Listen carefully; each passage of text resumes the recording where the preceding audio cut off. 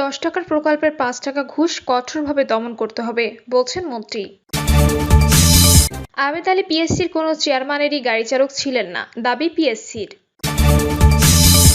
জানাবো বিএনপির কমিটি নাটকের নেপথ্যে এবং সর্বশেষ জানাবো বিসিএস এর প্রশ্ন ফাঁস, খুলে যাক সব লেবাসধারী ভন্ডদের মুখোশ। শুনছিলেন সংবাদ শিরোনাম, এবারে বিস্তারিত। 10 টাকার প্রকল্পের 5 টাকা ঘুষ কঠোরভাবে দমন করতে হবে বলছেন মন্ত্রী। পরিকল্পনা মন্ত্রী মেজর জেনারেল আব্দুস সালাম বলেছেন, 10 টাকার প্রকল্পে 3 ও 5 টাকা ঘুষ দিয়ে বাকি 5 টাকা দিয়ে কাজ করা চলবে না।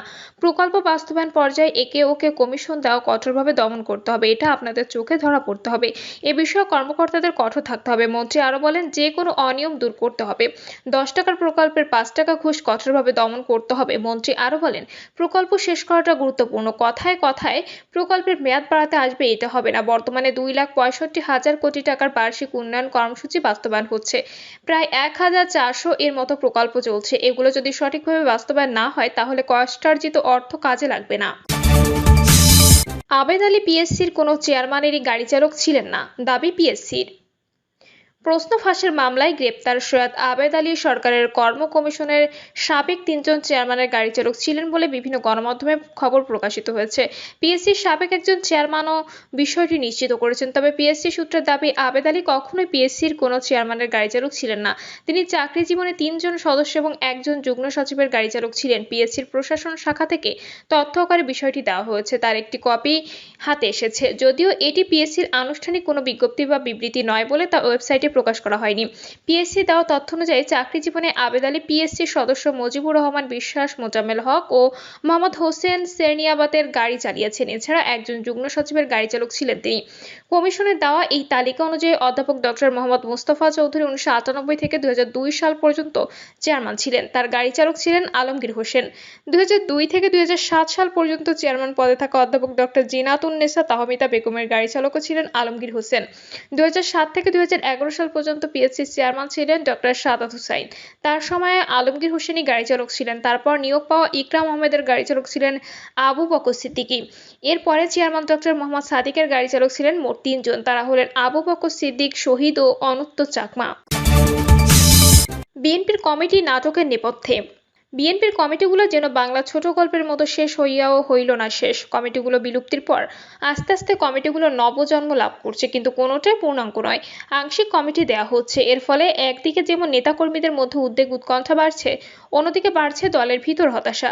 ঢাকা, উত্তর, দক্ষিণ ও চট্টগ্রামের আংশিক কমিটির পর এবার আংশিক যুবদলের কমিটি গঠন করা হয়েছে। এই যুবদলের নতুন কমিটিতে মোনায়েম মুন্নাকে সভাপতি এবং নুরুল ইসলাম নয়নকে সাধারণ সম্পাদক করা হয়েছে। যুবদলের সিনিয়র নেতা এবং যারা রাজপথে দীর্ঘদিন ধরে কাজ করেছেন তাদেরকে কমিটি থেকে বাদ দেওয়া হয়েছে। যুবদলের আগের সভাপতি সালাউদ্দিন টুকু সহ বেশ কয়েকজন গুরুত্বপূর্ণ নেতা নতুন কমিটি থেকে বাদ পড়ছেন। বিএনপির কমিটি নিয়ে এখন যেন চলছে মিউজিক্যাল চেয়ার। আর এই মিউজিক্যাল চেয়ার কেন হচ্ছে তা নিয়ে বিএনপির মধ্যে নানামুখী আলাপ আলোচনা এবং গুঞ্জন শোনা যাচ্ছে। বিএনপির একাধিক নেতা বলছেন, এই সব কিছু করা হচ্ছে লন্ডন থেকে এবং এখানে বড় ধরনের কমিটি বাণিজ্য হচ্ছে। মুখে বলা হচ্ছে ত্যাগী পরীক্ষিতদের মূল্যায়ন করা হচ্ছে, তরুণদেরকে সামনে নিয়ে আসা হচ্ছে, কিন্তু বাস্তবতা হলো সম্পূর্ণ ভিন্ন। বাস্তবতা হলো যারা টাকা দিতে পারছেন তাদেরকে কমিটিতে রাখা হচ্ছে।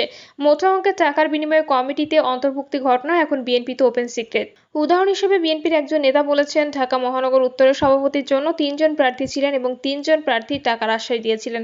এদের মধ্যে সবচেয়ে বেশি যিনি টাকার আশ্বাস দিয়েছেন তিনি কমিটির জন্য মনোনীত হন, কিন্তু এরপরেও কমিটিতে তার নাম ঘোষণা করা হয়নি। যখন তার টাকা নির্দিষ্ট স্থানে বা গন্তব্যে পৌঁছেছে তখনই কমিটিতে তার নাম দেওয়া হয়েছে। এখন আংশিক কমিটিতে যাদেরকে রাখা হয়েছে আহ্বায়ক, যুগ্ম আহ্বায়ক, তাদেরকে দায়িত্ব দেওয়া হয়েছে টাকা সংগ্রহ করে কমিটিতে নাম প্রস্তাব করার জন্য।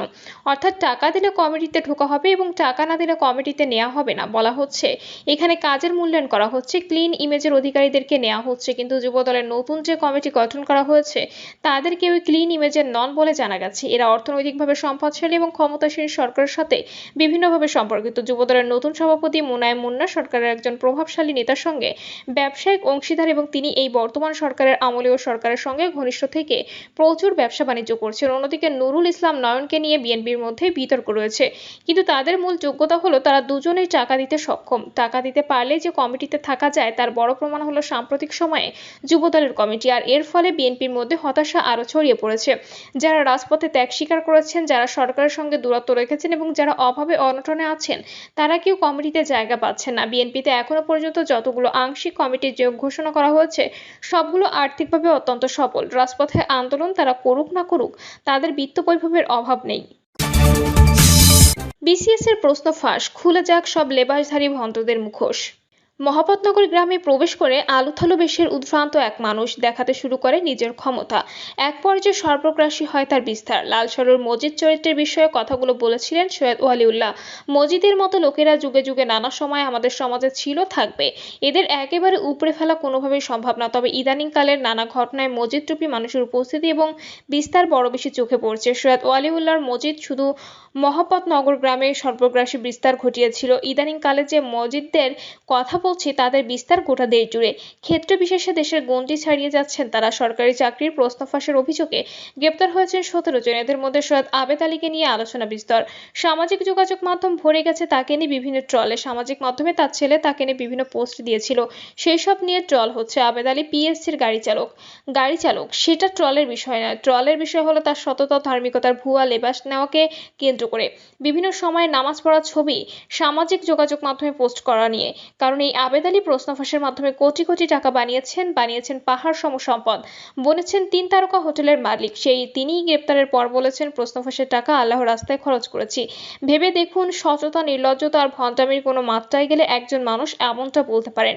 গণমাধ্যমের খবরে বলছে তিনি এলাকার বিভিন্ন মসজিদ, মাদ্রাসা দান করতেন 2 হাতে। এত যে টাকা বিলি করতেন, এই সব তো তার নিজের আয়ের টাকা নয়, সবই অবৈধভাবে আয় করেছেন। প্রশ্নপত্র ফাঁস করে সেই সব আয়ের টাকা। এলাকার মানুষের কাছে তার পরিচয় ছিল বিশাল দানবীর হিসেবে। সাধে কি আর বলেছিলাম, এই যুগের মজিদরা সৈয়দ ওয়ালিউল্লাহর মজিদকে ছাড়িয়ে গেছেন বহু গুণে। অবৈধ পথের আয় দিয়ে শুধু দানবীরই বনে যাননি, হতে চেয়েছিলেন জনপ্রতিনিধি, তাও আওয়ামী লীগের। মাদারীপুরের ডাসারের উপজেলা চেয়ারম্যান হতে চেয়ে তার লাগানো পোস্টারের ছবি এখন ঘুরছে সামাজিক মাধ্যমে। নিজের ছেলেকে আবেদ আলী বানিয়েছেন ক্ষমতাসীন দলের ছাত্র সংগঠন ছাত্রলীগের নেতা। অর্থাৎ দুর্নীতির মাধ্যমে অঢেল টাকা বানিয়ে সেই টাকা আবার বিভিন্নভাবে ছড়িয়ে সামাজিক মর্যাদা, প্রতিপত্তি এবং স্বীকৃতি সবই কিনে নিয়েছিলেন তিনি। বাকি ছিল শুধু জনপ্রতিনিধি হওয়া। এটা যদি হতে পারতেন তিনি, তাহলে হয়তো স্থায়ীভাবে একজন মর্যাদাবান মানুষ বনে যেতেন। শরীরে একবার জনপ্রতিনিধির তকমা লেগে গেলে আর কি লাগে জীবনে। তখন যদি কোনোভাবে তার দুর্নীতির অন্ধকার অধ্যায় বের হয়ে আসতো, তাকে খুব ভালোভাবে রাজনৈতিক প্রতিহিংসা বলে উড়িয়ে দেওয়া হতো। তা নিশ্চয়ই আবেদ আলী খুব ভালো করেই জানেন। এই সময় আরেক আলোচিত চরিত্র এনবিআর এর সাবেক কর্মকর্তা ছাগলগঞ্জের মতিউর রহমান। তিনিও নাকি বন্ধুদের সবসময় সৎপথে চলার, ধর্মকর্ম করার পরামর্শ দিতেন। নিজের গ্রামের এবং আশেপাশে মসজিদ, মাদ্রাসা দান করতেন 2 হাতে। মূলত অবৈধ অর্থই দান করতেন। এলাকার মানুষের কাছে খুবই সৎ, পরোপকারী এবং ধর্মপরায়ণ হিসেবে পরিচিত ছিলেন তিনি। তার নানা কুকীর্তির কথা এলাকার মানুষ বিশ্বাস করতেন চান না কিছুতেই, কারণ তারা মতিউরের কাছে কোনো না কোনোভাবে উপকারভোগী ছিলেন। একই কথা খাটে সাবেক আইজিপি বেনজির আহমেদ কিংবা পুলিশের সাবেক ডিআইজি মিজানুর রহমানের ক্ষেত্রে। মিজানও দুর্নীতির মামলায় এখন জেল খাটছেন, আর বেনজির কোথায় আছেন তা স্পষ্ট কেউই বলতে পারছেন না। এই দুজনও ধার্মিকের লেবাস পড়েছেন, করে গেছেন দুর্নীতি, নানা অপকর্ম। ধার্মিক হওয়া, ধর্মের বিধিবিধান মেনে চলা প্রত্যেক ধর্মের মানুষের নৈতিক দায়িত্ব এবং তাই কাম্য। কিন্তু সৈয়দ আবেদ আলী, বেনজির আহমেদ কিংবা মতিউর রহমানের মতো লোকেরা ধর্মকে তাদের অপকর্মের ঢাল হিসেবে ব্যবহার করেছেন। সবসময় সাধু হিসেবে নিজেকে প্রতিষ্ঠা করার চেষ্টা করেছেন। এটা সমাজে মারাত্মক ভুল বার্তায় শুধু দেয় না, সমাজকে একেবারে কলুষিত করে ফেলে। 2018 সালের দিকে মাদকের বিরুদ্ধে সাঁড়াশি অভিযান শুরু হয়েছিল দেশ জুড়ে। তখন কক্সবাজার থেকে ইয়াবা চালান নিয়ে ঢাকায় প্রবেশের সময় যাত্রাবাড়ি এলাকায় গোয়েন্দা পুলিশের হাতে গ্রেপ্তার হয়েছিলেন একজন ধর্মীয় শিক্ষক। শহীদুল্লাহ নামে সেই হাফেজকে যাত্রাবাড়ি একটি পেট্রোল পাম্পে নামাজের স্থানে ইয়াবার হাত বদলের সময় হাতে নাতে গ্রেপ্তার করেছিল গোয়েন্দা পুলিশ। পুলিশি জিজ্ঞাসাবাদে তিনি জানিয়েছিলেন ধর্মীয় লেবাসের কারণে পথে কোথাও আইন শৃঙ্খলা বাহিনী তাকে তল্লাশি করতো না, আর এই সুযোগ নিয়ে প্রায় মাদকের চালান নিয়ে ঢাকায় আসতেন। তা নিয়ে একটি প্রতিবেদন করার পর সামাজিক মাধ্যমে এক শ্রেণীর মানুষ নেতিবাচক মন্তব্যে ভাসিয়ে দিয়েছিলেন। যদি এখনকার প্রেক্ষাপট বিশ্লেষণ করি, তাহলে কি বলা যায় না ধর্মীয় পরিচয় কিংবা ধর্মের লেবাস ব্যবহার করে অপরাধ করার চেষ্টা নতুন নয়।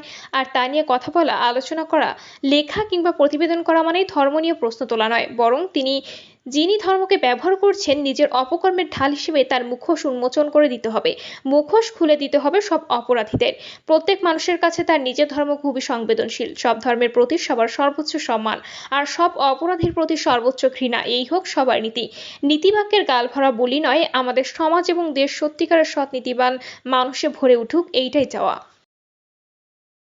প্রিয় দর্শক, এই ছিল এখনকার সর্বশেষ সংবাদ। আপডেট সব সংবাদ পেতে চ্যানেলটি সাবস্ক্রাইব করে বেল আইকনটি ক্লিক করে রাখুন।